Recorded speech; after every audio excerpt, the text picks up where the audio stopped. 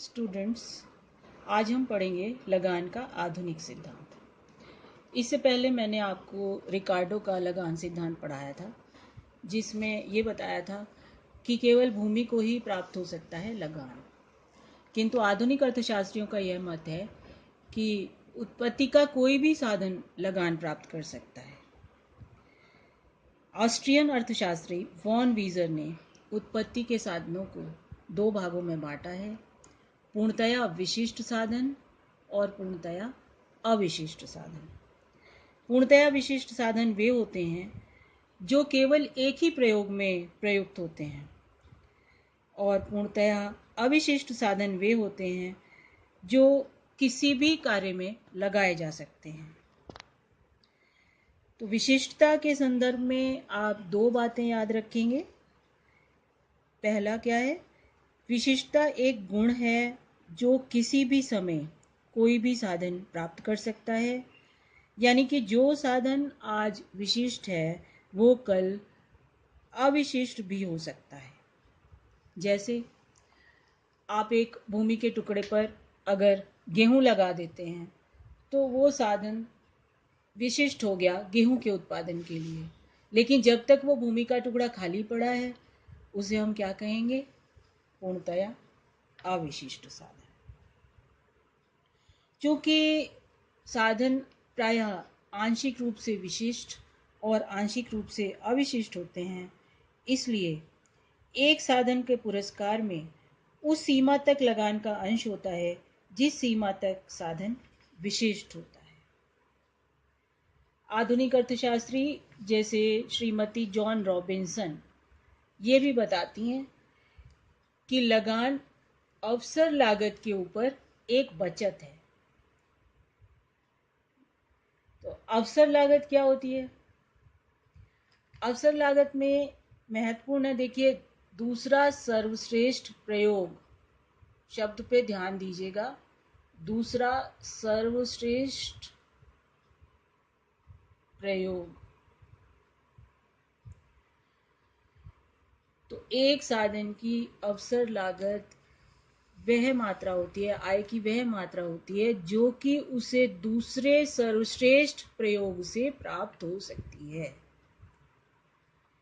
इस बात को हम उदाहरण से समझेंगे।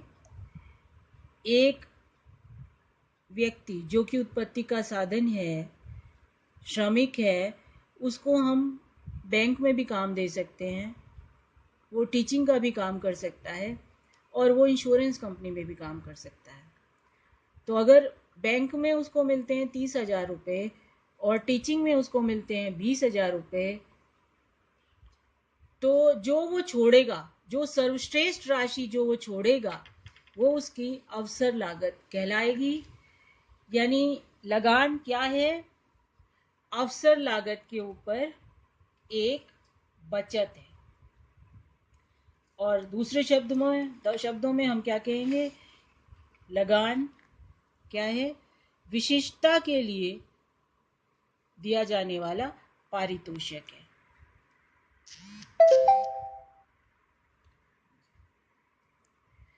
सूत्र रूप में अगर हम इसे लिखना चाहें तो कैसे लिख सकते हैं? देखिए,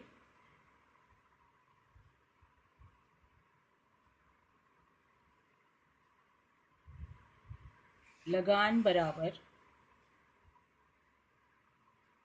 वास्तविक आय माइनस अवसर लागत। यानी लगान को कैसे हम परिभाषित करेंगे? लगान वास्तविक आय में से अवसर लागत को घटा करके प्राप्त होता है। अब उदाहरण से इस बात को समझेंगे, और उदाहरण के लिए हम बनाएंगे तालिका। चलिए तालिका बनाते हैं। इसको मैं रब कर रही हूँ।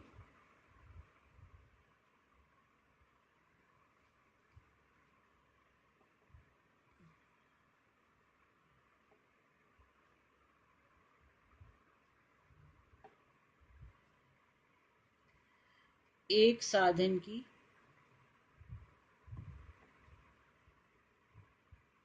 वर्तमान आय।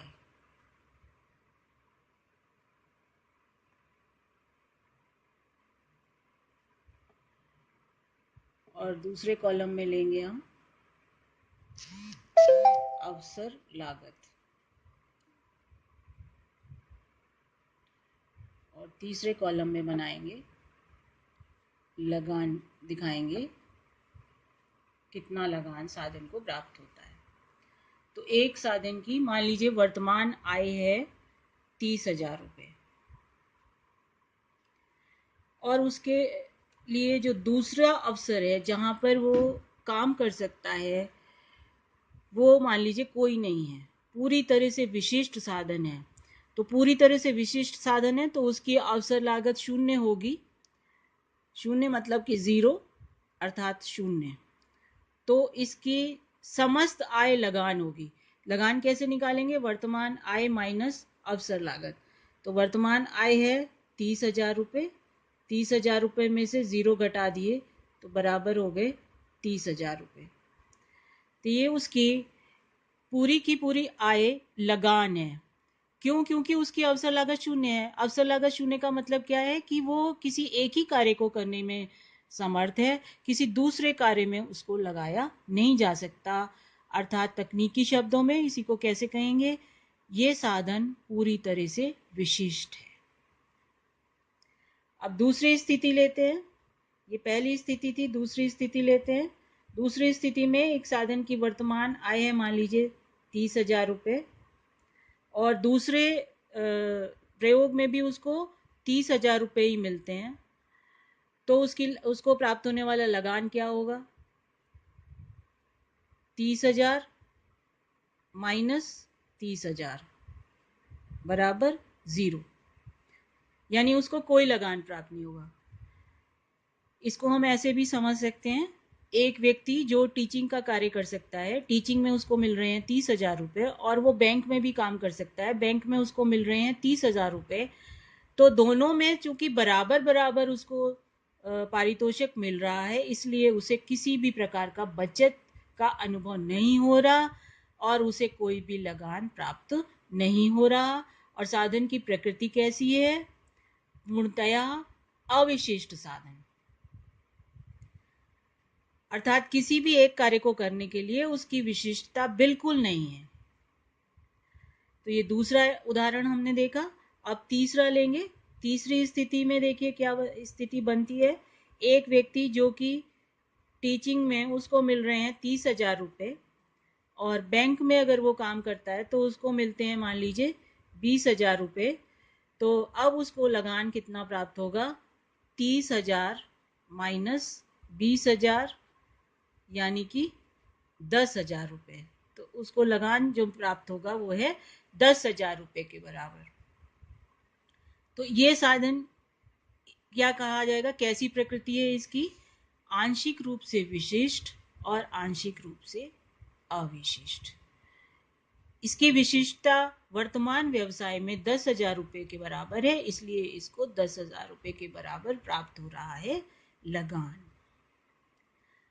अब एक और स्थिति लेते हैं, चौथी स्थिति। चौथी स्थिति में देखिए एक साधन की वर्तमान आय है मान लीजिए 30,000 रुपये, और दूसरे प्रयोग में उसको मिलते हैं मान लीजिए 40,000 रुपये। तो उसको लगान कितना प्राप्त होगा?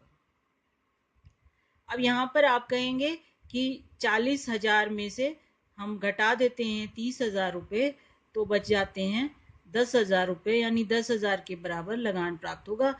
और तो आप अगर ऐसे लिखते हैं तब तो ठीक है। इसका मतलब क्या हो गया कि 40,000 रुपये इसकी वर्तमान आय हो गई और 30,000 रुपये इसकी अवसर लागत हो गई। साधन की प्रकृति कैसी दिखाई दे रही है? साधन आंशिक रूप से विशिष्ट है और आंशिक रूप से अविशिष्ट है। लेकिन ध्यान देने वाली बात यहाँ पर यह है कि उसकी अवसर लागत अगर 40,000 रुपये है तो वो अवसर लागत 40,000 रुपये क्यों रखेगा? वर्तमान आय 40,000 रुपये लेगा, यानी उस व्यवसाय में उसको छोड़ करके वो उस व्यवसाय में चला जाएगा जहां पर उसको 40,000 रुपये मिल रहे हैं। तो 40,000 रुपये लेगा जो कि उसकी वर्तमान आय हो जाएगी, और 30,000 रुपये उसकी अवसर लागत हो जाएगी, और इस तरह से उसको प्राप्त होगा 10,000 रुपये के बराबर लगान। तो ये जो यहाँ पर ये जो स्थिति दिखाई गई है, ये क्या दिखाई कि एक साधन अवसर लागत वाले व्यवसाय को चुनेगा और वर्तमान आय को छोड़ देगा, तभी उसका लगान 10,000 रुपये होगा। यहाँ दूसरे शब्दों में हम ये भी कह सकते हैं कि लगान कभी भी शून्य नहीं होता। शून्य तो हो सकता है, ऋणात्मक नहीं हो सकता। लगान कभी भी ऋणात्मक नहीं हो सकता, और उसका कारण क्या है? क्योंकि जहां पर भी एक साधन को अधिक आय प्राप्त होगी वो उस व्यवसाय में चला जाएगा। तो ये हमने उदाहरण से आपको समझाया। अभी एक बात और यहाँ पर मैं आपको क्लियर करना चाहती हूँ कि अवसर लागत के लिए दूसरा सर्वश्रेष्ठ प्रयोग हमने इस शब्द का प्रयोग क्यों किया। देखिए, एक व्यवसाय में 40,000 रुपये मिलते हैं, दूसरे में 30 मिलते हैं, और तीसरे में 20 मिलते हैं। तो अब इसमें अवसर लागत कौन सी है? 40,000 रुपये वाला तो क्या है? वर्तमान आय। 30,000 रुपये क्या है? दूसरा सर्वश्रेष्ठ प्रयोग, यानी कि ये हो गई अवसर लागत। और जो तीसरा है वो किसी भी गिनती में नहीं आया, यानी इसको हमने छोड़ दिया। दूसरा सर्वश्रेष्ठ प्रयोग जो है उसी से हम कंपैरिजन करेंगे, उसी से हम तुलना करेंगे वर्तमान आय की।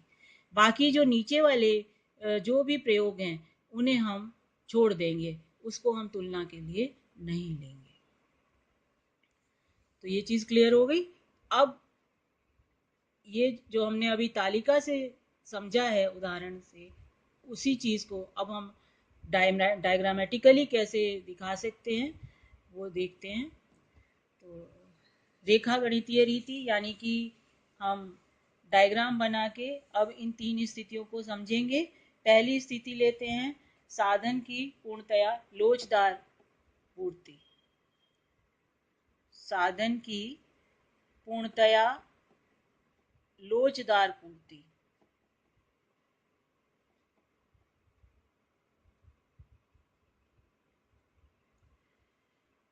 जब साधन पूरी तरह से लोचदार है तो उसको कोई भी लगान प्राप्त नहीं होगा।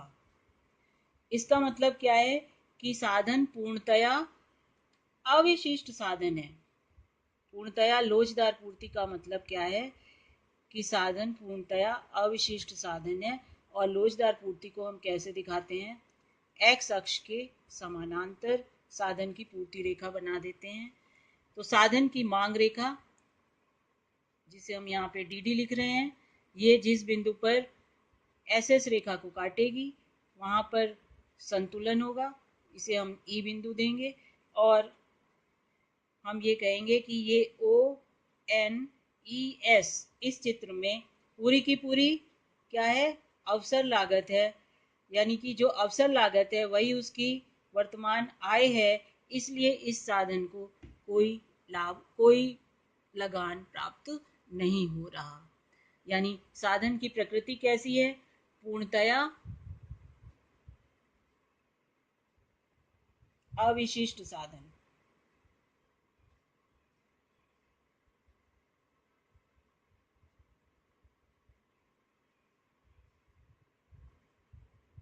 ये तो पहली स्थिति हमने समझ ली, पूर्णतया लोचदार पूर्ति अगर साधन की होती है तो उसे कोई लगान प्राप्त नहीं होता।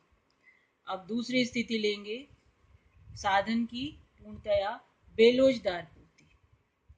तो इसे हम रब कर देते हैं और यहाँ लिखते हैं साधन की पूर्णतया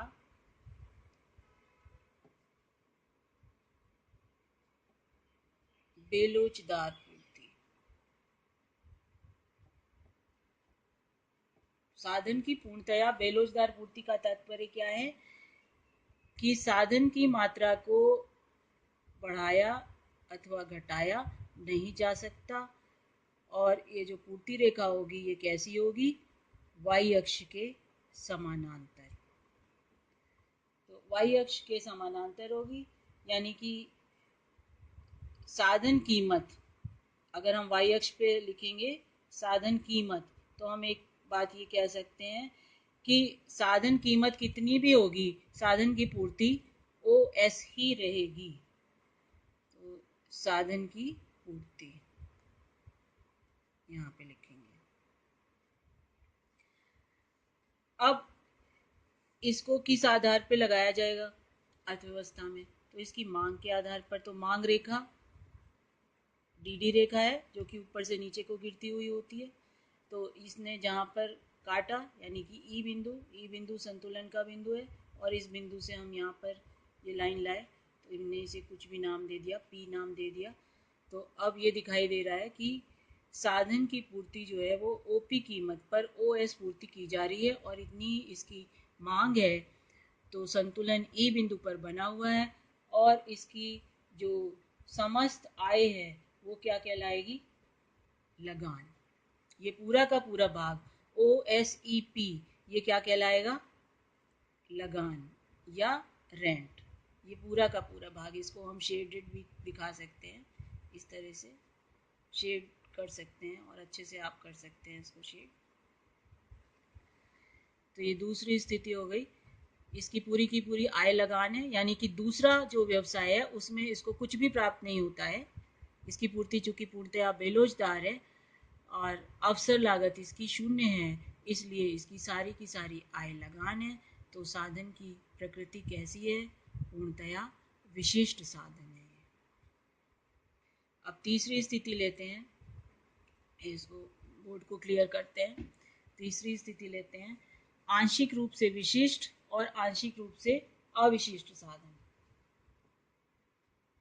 ये एक वास्तविक स्थिति है। वॉन वीजर ने भी बताया, मैंने आपको ये बात पहले भी बताई थी। वॉन वीजर क्या कहते हैं, प्रायः साधन आंशिक रूप से विशिष्ट और आंशिक रूप से अविशिष्ट होते हैं।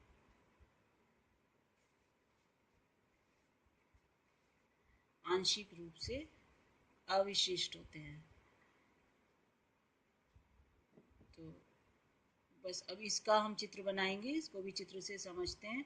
आंशिक रूप से विशिष्ट और आंशिक रूप से अविशिष्ट साधनों की जो पूर्ति रेखा होती है वो कैसी होती है, ऊपर को बढ़ती हुई, ये इस तरह से, और मांग रेखा का आपको पता ही है, ये ऐसे ऊपर से नीचे को गिरती हुई होती है, और ये दोनों एक दूसरे को जिस बिंदु पर काटते हैं वहाँ पे संतुलन कीमत का निर्धारण होता है।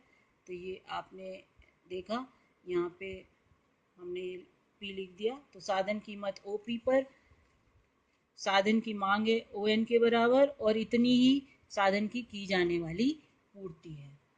तो अब इसमें जो ये नीचे वाला भाग है इसको हम अगर नाम दे दें S, तो ये अपॉर्चुनिटी कॉस्ट यानी कि अवसर लागत को बताता है, यानी OSEN के बराबर ये है अवसर लागत। थोड़ा और छोटा लिखना पड़ेगा यहाँ पे, और ऊपर वाला जो भाग है वो क्या कहलाएगा, ऊपर वाला भाग कहलाएगा लगान। क्योंकि अभी अभी हमने पढ़ा था कि जो वास्तविक आय होती है साधन की, उसमें से अवसर लागत को माइनस कर दीजिए तो लगान की मात्रा पता चल जाती है। तो यहाँ पर साधन की जो पूरी आय है वो आय का भाग कितना है, ONEP के बराबर। तो O इसको हम अगर लिखना चाहें तो इसे आप लिख भी सकते हैं, ONPE माइनस OSEN, जो कि किसके बराबर होगा, SEP के बराबर, SEP के बराबर, जो कि साधन को प्राप्त होने वाला लगान है।